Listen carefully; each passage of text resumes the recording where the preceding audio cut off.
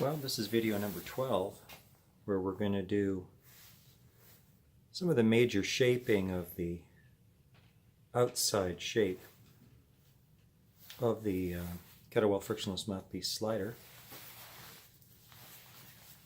We've already shaped the bottom to interface perfectly with the upper surface of this Seydel Saxony. But now we have to shape the outside. We're going to use a bench grinder to do that. That's where we're starting.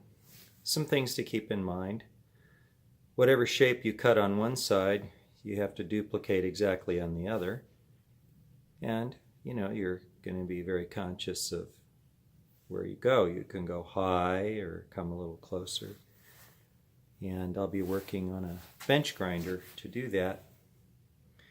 A lot of inspection is kind of the key. You constantly look at what you're doing and what the shape is and reappraise over and over and over. I'm going to deal with a little safety gear right now.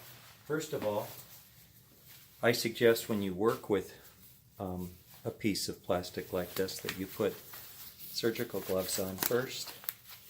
And the reason is that they improve the grip that you'll get on your leather gloves, but you also have the option to pull the leather gloves and work it with rubber, and which will give you a much better grip.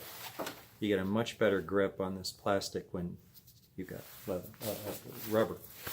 But always when you're grinding lucite plastics or any other, you want to have full face protection and full protection of your lungs.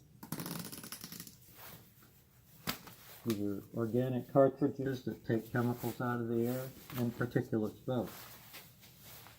So, let's go ahead and put our gloves on